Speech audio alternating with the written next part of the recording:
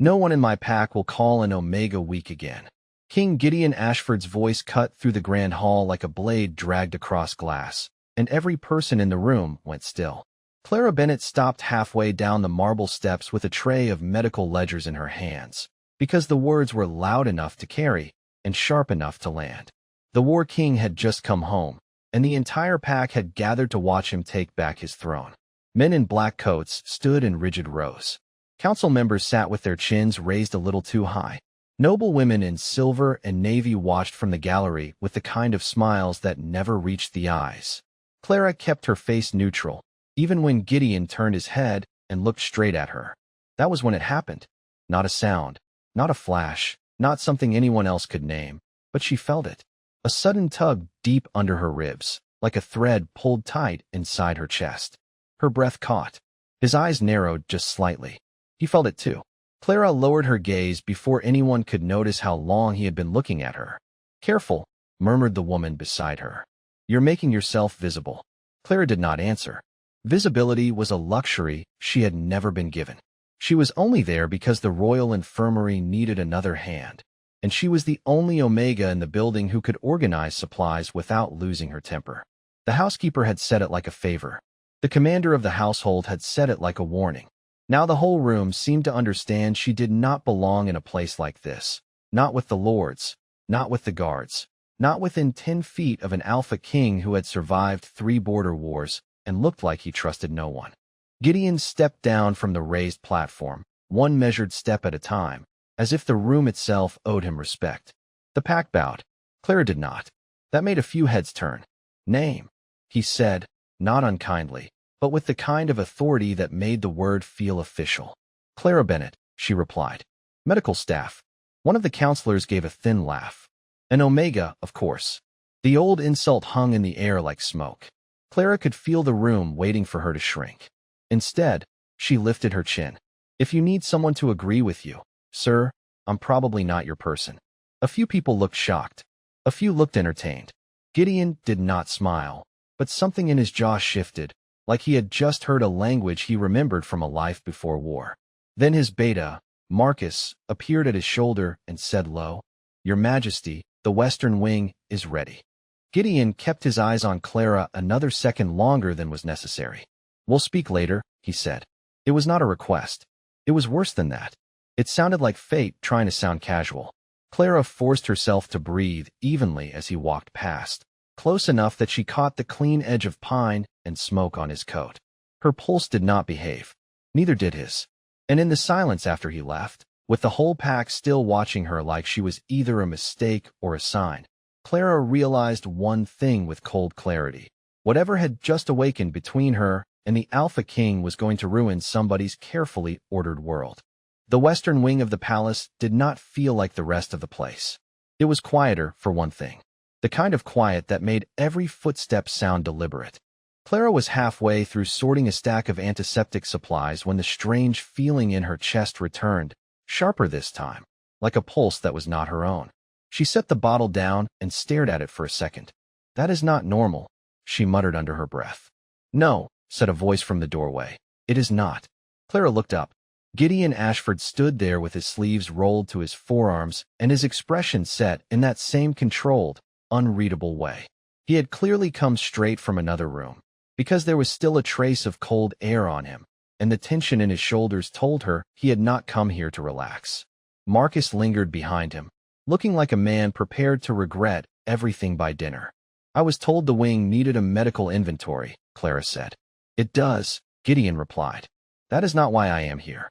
Clara held his gaze for a beat too long. The pull under her ribs tightened again, and this time she saw it in him too. Not a flinch, not a smile, just a brief, almost invisible stillness, like a man hearing a sound nobody else could hear.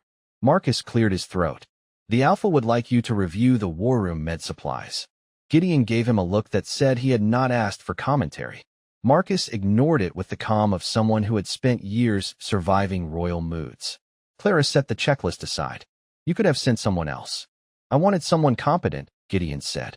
Then, after a pause that made the air feel too small, he added, "and discreet." That should have sounded ordinary. It did not. Not when he said it like he was asking for something personal without admitting it. Clara walked with him through a narrow corridor lined with old campaign portraits. Every face on the walls looked stern enough to start a war twice. "People keep staring at me," she said. "They are staring at the bond," Gideon said. Clara stopped. He did not.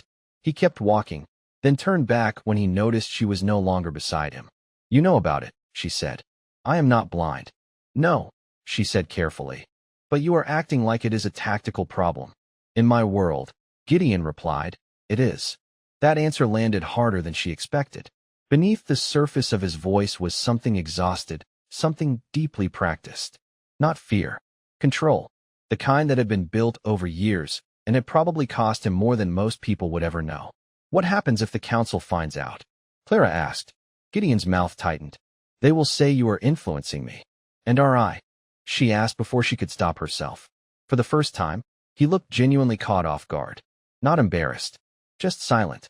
The silence lasted long enough to mean something.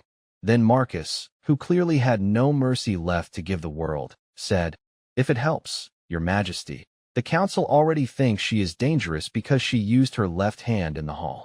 Clara almost laughed, but Gideon did not.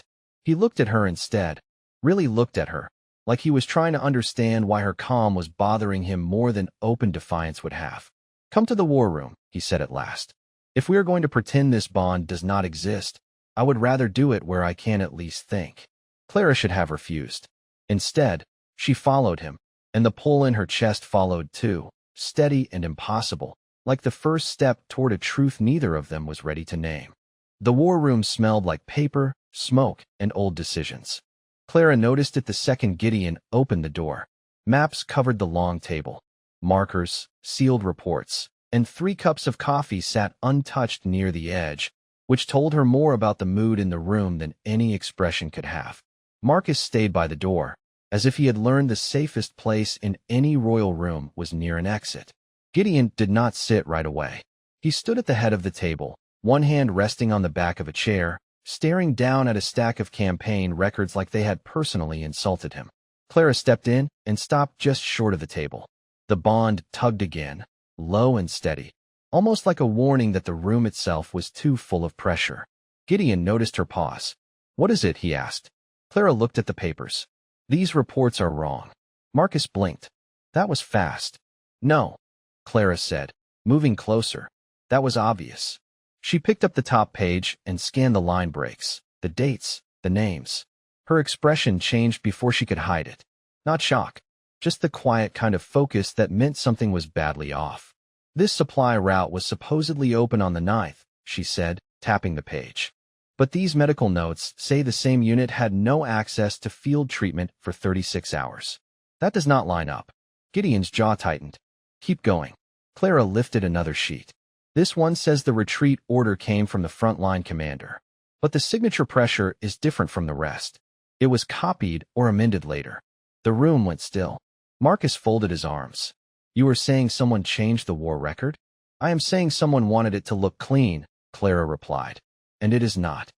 Gideon finally sat down, but only because if he did not, Clara thought he might crack the chair in half with his restraint. He leaned back and looked at her with that same hard, unreadable face, except now she could feel the strain under it. The bond between them pulled tighter, not with heat, but with recognition. "Why would anyone falsify a retreat order?" Clara asked. Gideon let out a slow breath through his nose. "Because the truth was inconvenient." Clara looked up. "To who?" He held her gaze for a long second. "To the people who wanted me easier to control," Marcus muttered, "which narrows it down to half the council." Gideon ignored him. "There was a village on the eastern line," he said quietly. "The route had civilians trapped. The order I gave was to move them first." Clara did not speak right away. She could hear the weight in that sentence. Not just strategy, not just duty, a choice. "And they turned that into weakness," she said. Gideon's eyes flicked once to hers. "They turned it into a story that made me look reckless." Clara set the pages back down, more carefully than she had picked them up. "That was not reckless," she said. "That was leadership." The words landed harder than she expected. Gideon did not answer immediately. For 1 second, the whole room seemed to forget how to breathe. Then Marcus, because Marcus apparently had no fear at all, said, I am going to pretend I did not hear that and remain employed. Clara almost smiled, but Gideon was already watching her, and this time the look was different. Not suspicious, not guarded, just fixed, as if he had not expected her to understand so quickly and now did not know what to do with the relief that followed. Stay, he said. It was barely above a voice. Clara tilted her head. That was not a request either. No, he said. It was not. And as she reached for the next file, their bond shifted again, quieter this time, like something old inside both of them had just begun to trust the other one enough to speak. The next morning, Clara found the archive room locked from the outside. That alone would have been annoying. The note taped to the door was worse. It said the room was temporarily restricted for private counsel review, which was the kind of sentence people wrote when they wanted power to sound polite. Clara stared at it for a second, then at the two guards standing 10 feet away with their hands folded like they were hoping she would leave without making the day harder. She did not leave. She turned around, walked straight to Marcus, and held up the note. Who sealed the archive? Marcus looked at the paper, then at her face, then in the general direction of the ceiling, as if the answer might fall from it. Someone with poor judgment and access to wax, he said. Clara did not smile. That is not an answer. It was a description. Before he could recover, Gideon came down the corridor in a dark coat, looking like he had slept exactly as much as a man who never truly slept. The moment he saw the note in Clara's hand, his expression changed. Not much, just enough for her to know he had not done this, and was already angry that someone else had. Open it, he said to the guards. One of them hesitated. Gideon looked at him. The guard opened the door so fast Clara thought the hinges might apologize. Inside, the archive smelled like dust, ink, and old leather. Clara stepped in first and saw it immediately. One cabinet had been moved.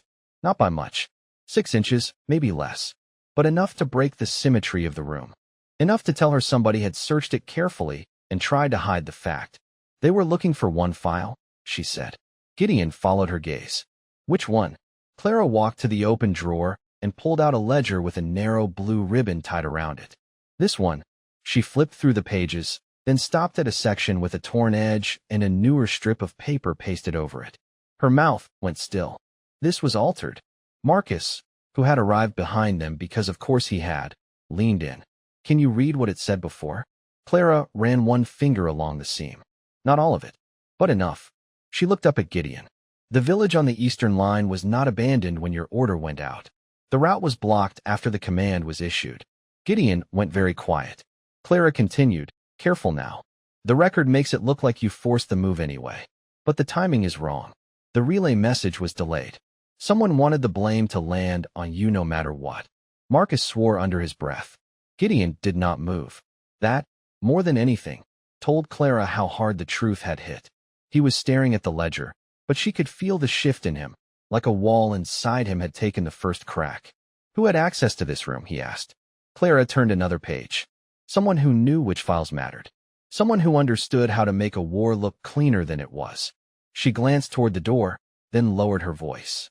Someone close enough to the council to rewrite history and call it administration.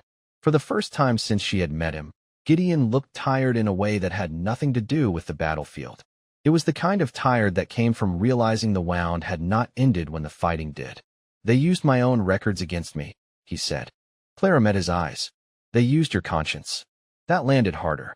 His jaw flexed once, and the bond between them tugged with a strange, quiet ache, as if it hated seeing him carry it alone. Marcus cleared his throat, too loudly. I am going to say something that will probably make everyone unhappy. We should leave this room before whoever did this realizes you found it. Clara closed the ledger carefully. Too late for that. Gideon looked at her, really looked at her, and this time the silence between them did not feel like distance. It felt like the moment before two people decide whether they are brave enough to trust the same truth. Clara knew something was wrong the moment she stepped into the council antechamber and found 3 extra guards at the door. Not royal guards.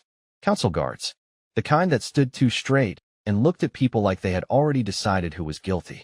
Marcus was waiting by the window, hands behind his back, expression flat in the way men looked when they had bad news and no interest in being thanked for it. Do not say it like that, Clara muttered before he even opened his mouth. Marcus gave her a tired look.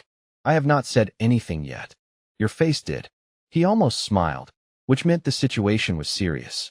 They want you in the chamber in 5 minutes. Clara stopped walking. Who is they? Marcus glanced toward the door. The council, and one of your own people. That hit harder than it should have. Clara felt the bond in her chest tighten, not from Gideon this time, but from the knowledge that whatever was coming was already moving through the palace faster than she was. Where is Gideon? She asked. Already inside. And he did not come for me. He was not given the choice. Marcus said it carefully, which was somehow worse. Clara folded her fingers around the edge of her sleeve and kept her voice level. Then somebody is trying to separate us. Marcus held her gaze. Yes. The chamber doors opened before she could ask another question. The room beyond was long and bright, and far too polished for anything honest. Gideon stood at the center of it in a dark suit, shoulders squared, one hand resting on the back of a chair he had no intention of sitting in. Around him were 6 council members, 2 senior advisors, and Lady Isabel Crane, who Clara had seen only once before and immediately disliked for the simple reason that some people wore kindness like a costume. Isabel turned when Clara entered. There she is, she said softly, like she had been waiting for a stage entrance. The Omega with all the access. Clara did not react. I have access to medical archives, not the crown jewels. A few people shifted. Gideon looked at her once, a quick glance, but it carried enough warning to make the air feel thinner. Lady Isabel stepped forward holding a folded report. Then perhaps you can explain this. Clara took the paper. It was a transcript of a supply audit. Her name appeared in it. Not once. 3 times. She scanned the lines and felt the floor tilt under her a little. Someone had inserted her initials into a transfer record that gave her authorization she had never seen. Marcus exhaled sharply beside the wall. That is forged. Of course it is, one of the counselors said. That is the problem. Isabel tilted her head. Or perhaps it is simply interesting that the same Omega who has been privately meeting the Alpha King also happens to have access to records that were altered. The room went very quiet. Clara felt her face go still, but inside her, something colder moved. Not fear. Betrayal. Privately meeting, she repeated. Isabel let the word hang there, polished and sharp. We are all trying to protect the kingdom, Miss Bennet. Clara looked at Gideon then. He had gone motionless in the center of the chamber, every line in him locked tight. Not because he agreed, because he knew the game, and because, for one awful second, she could see that he was choosing his next move too carefully. The bond between them flickered hard, like a warning light. Clara understood it at once. He was not abandoning her, but he was not defending her yet either. That was enough to hurt. You should have told me, she said quietly. Gideon's jaw flexed. Not here. That is not a denial. His eyes met hers, and for the first time since they had met, the silence between them felt like a wound. Isabel folded her hands, looking almost pleased. Perhaps the question is simpler than all of this. Did Clara Bennet help rewrite the record, or did she only help hide what the king wanted hidden? Clara slowly turned back to the room. Every pair of eyes was on her now. The bond in her chest throbbed, and somewhere in the back of her mind she knew this was the moment when one wrong answer could turn the whole palace against her. So she did the one thing nobody in that room seemed ready for. She smiled, just a little, and said, If you want the truth, ask better questions. The chamber stayed silent for one long, terrible second after Clara spoke. Then a low murmur moved through the room like wind across dry leaves. Lady Isabel's smile did not change, but the people around her shifted in their seats as if they were suddenly less certain of where the truth lived. Clara kept her chin up.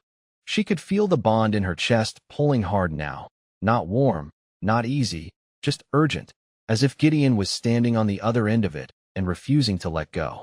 The council leader leaned forward. That is not an answer. Clara looked at him. It was the only honest one in the room. A few people looked offended. A few looked impressed despite themselves. Gideon had not moved. He stood exactly where he had been, jaw tight, eyes fixed on her like he was trying to read every line of her face before the room could do it for him. That silence hurt more than the accusations. Clara could have handled strangers. She had not expected to feel the weight of his restraint. Isabel lifted the forged report again. Then perhaps you would like to explain why your initials appear on a transfer order that reached the Eastern Archive 2 days before the war record was sealed. Clara took a slow breath. She could feel the trap now. If she denied everything too fast, they would say she was panicking. If she answered too carefully, they would say she was hiding something. So she did the only thing that made sense. She stepped closer to the table and pointed at the paper.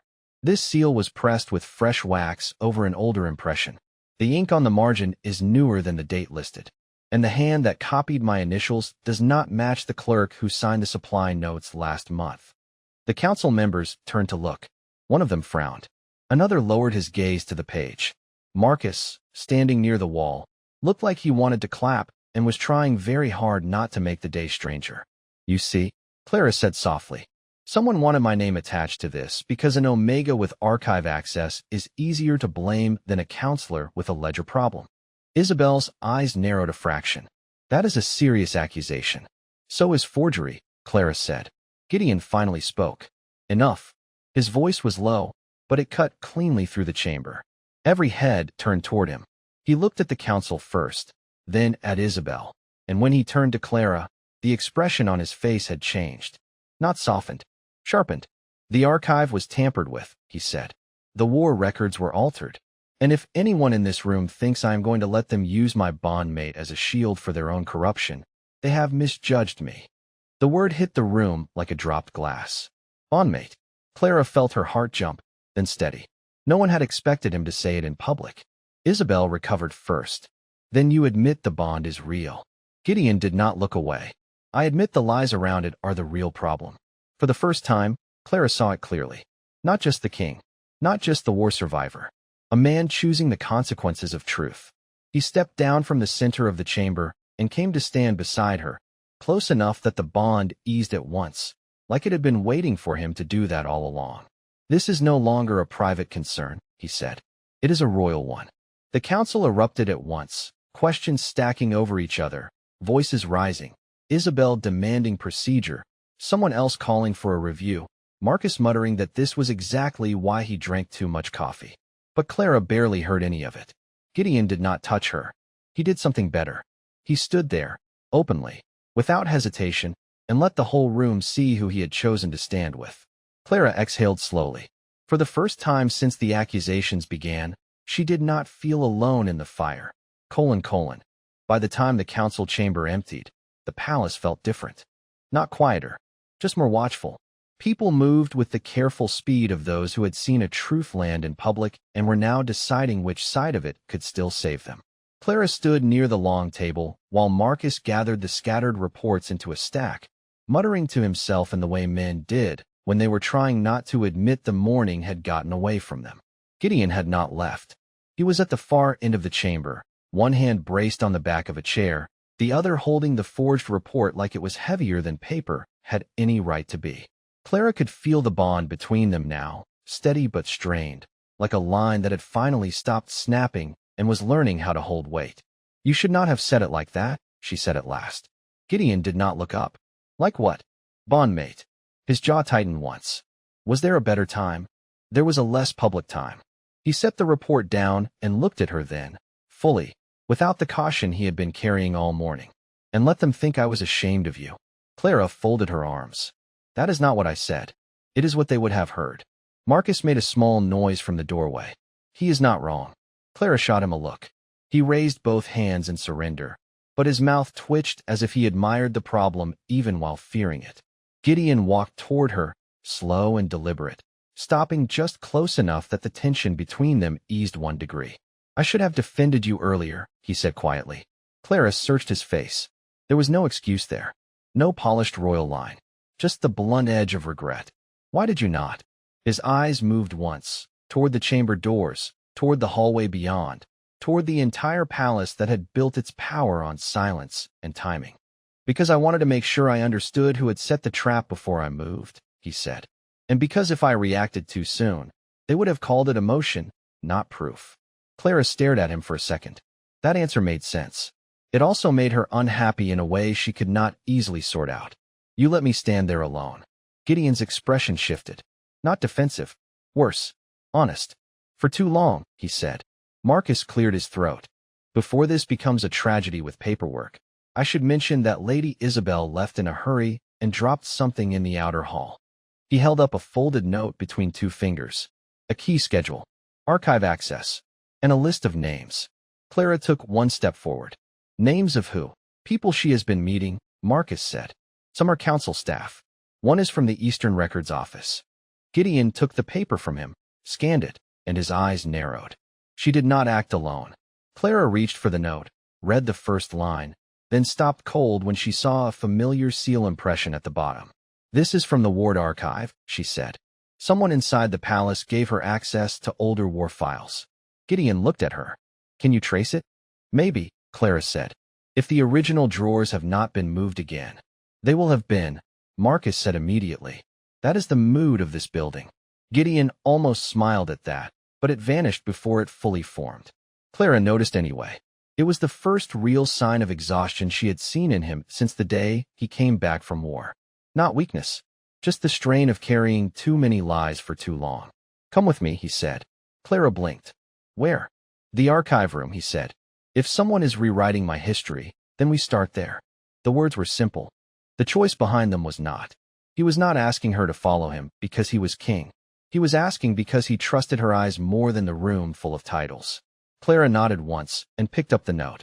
As they walked out together, she felt the bond settle into something a little steadier, a little warmer, as if both of them had finally learned the same lesson at the same time. The truth did not get easier just because it was public, but it did get easier to face when no one was pretending alone was noble. : The archive room looked ordinary from the outside, which made Clara trust it even less. It sat at the end of a narrow hall lined with old portraits and brass sconces that gave off a low, tired light. Nothing about it suggested secrets. That was usually how the worst ones hid. Gideon opened the door himself, and the smell inside was instant and sharp: dust, paper, ink, old wood, and something faintly metallic from the wax seals stored in the cabinets. Clara stepped in behind him and went still. The room had been disturbed again. Not destroyed. Worse, reordered. They came back, she said quietly. Marcus, who had followed them with a lantern and a face full of frustration, muttered, Of course they did. The palace cannot simply be guilty once. Gideon ignored him and looked across the room. Several drawers had been left slightly open. A filing card had been moved half a foot to the left. That tiny shift told Clara more than a shouted confession would have. Someone had been searching fast, nervous, and careless enough to believe no one would notice. They are getting sloppy, Clara said. Gideon's eyes flicked to her. Or confident. She did not answer right away. Instead, she walked to the back cabinet, ran her fingers along the edge, and stopped at a place where the wood felt smoother than the rest. This was opened recently, she said, and this latch has been replaced. Marcus came closer, peering over her shoulder. Can you tell what was taken? Clara knelt, checking the floorboards. If I had to guess, a ledger from the Eastern Line and at least one original transfer map. Gideon's expression did not change, but she felt the bond pull hard, a silent reaction that said he already knew how deep this went and hated every inch of it. Whoever did this is not trying to cover one mistake, he said. They are protecting a system. Clara stood and turned to him. Then we need the person who built it. For a second, he just looked at her. Not as a healer, not as an Omega, as the one person in the room who was still seeing clearly. I was hoping you would say that, he said. Marcus made a noise from the doorway. You two are becoming dangerously efficient. Clara almost smiled, but the sound of footsteps in the hall stopped her. All three of them turned. A court messenger stood there, breathless, with a sealed white envelope in his hand. Your Majesty, he said, bowing too quickly. The council requests your presence in the Grand Hall. Immediately, Gideon took the envelope and broke the seal with one clean motion. Clara watched his eyes move across the page, then harden. What is it? She asked. He handed the letter to her without a word. The message was short, polite, and poisonous. A public hearing had been called for that afternoon. The council intended to review possible breaches of trust within the royal household, including Clara's access to palace records and Gideon's conduct regarding the bond. Clara read it twice, then looked up. They are forcing this into the open. Yes, Gideon said. Good. Marcus added before either of them could stop him. I was getting tired of pretending this was a normal Tuesday. Clara folded the letter slowly. The room felt smaller now, but the fear she expected did not come. In its place was something steadier, harder. Then we go, she said. Gideon held her gaze. Together? The question was quiet, but it mattered. Clara did not hesitate. together. For the first time since the palace began turning against her, the bond between them stopped feeling like a secret that could be used as a weapon. It started feeling like a choice. And outside the archive room, beyond the hall, beyond the portraits, the whole kingdom was already waiting for them to prove it. : The grand hall was already full when Clara and Gideon arrived, and for a moment she understood exactly why the council had called it a hearing instead of a trial. A hearing sounded civilized. A trial admitted someone was about to be judged. The room was crowded with council members, senior staff, guards, and pack elders seated in a long, careful line beneath the banners of the kingdom. Clara walked beside Gideon without looking down, even though every instinct in the room seemed to expect her to shrink. The bond between them was steady now, no longer a secret pulse under pressure, but something solid enough to carry both of them through the noise. Lady Isabel stood near the council table with perfect posture and a face that suggested she had practiced concern in a mirror. The chairman rapped his knuckles against the wood. "We are here to review possible breaches of trust within the royal household." Clara almost laughed at how polite that sounded. Gideon stepped forward first. "Then review the truth," he said. No one interrupted him. That alone was its own kind of power. He pointed to the archive ledger Clara had recovered, then to the altered transfer map Marcus had placed on the table, then to the sealed note with the Ward archive impression. "Someone inside this palace rewrote war records to protect a political story," he said. "They tried to turn leadership into weakness and conscience into a crime." Isabel tried to speak, but Clara beat her to it. "And they used an omega because it was convenient," she said, her voice calm and clear. "Low rank, easy to accuse, easy to dismiss." She looked around the room, not at one person but all of them. That is the part you keep missing. A person is not less truthful just because the kingdom is used to not listening to her. The hall went quiet. Even the guards seemed to forget how to breathe. One of the older pack elders, a man Clara had never seen smile in his life, lowered his gaze to the documents and said, "These seals are authentic." Another counselor muttered, "Then the forged record is confirmed." Isabel's composure started to crack, just slightly. Gideon turned toward her, and the change in him was unmistakable. Not anger. Authority with a purpose. "You tried to isolate my bondmate, manipulate the archives, and shame the household into silence," he said. "You did not protect this kingdom. You endangered it." The words landed like iron. Isabel opened her mouth, but Marcus, standing near the side aisle, said, "For the record, I have hated this meeting from the first minute." A few people looked startled. Clara almost smiled. Then the chairman asked the question everyone had been circling. "What is the ruling, Your Majesty?" Gideon did not look at the council. He looked at Clara. "The ruling is simple," he said. "The truth stands.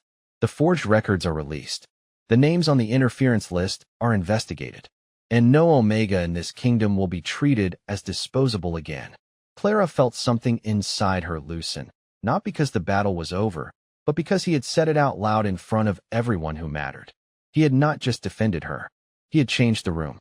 The council broke into uneasy motion, papers shifting, voices rising, old loyalties rearranging themselves in real time. But Clara did not move. She stayed where she was until Gideon stepped beside her, close enough that the bond no longer felt strained at all. "You did not have to stand there alone," he said quietly. Clara looked at him for a long moment, then shook her head. "No," she said. "I did not." Her smile was small, tired, and real. The kind that belonged to people who had survived the worst part and were still here. Gideon held her gaze, and for the first time since the war ended, the king did not look like a man carrying the weight of a throne. He looked like a man finally worthy of it. When they turned to leave, the hall stayed behind them in silence. Not because the kingdom had become peaceful, but because it had been forced to remember something it should never have forgotten. Loyalty is not obedience. Power is not justice. And an Omega is not small just because the world once called her that. Outside, the afternoon light hit the palace steps, warm and gold. Clara walked down them with her head high, and Gideon walked beside her, not ahead. That was how the story ended. Not with the crown saving the heart, but with the heart teaching the crown how to rule. :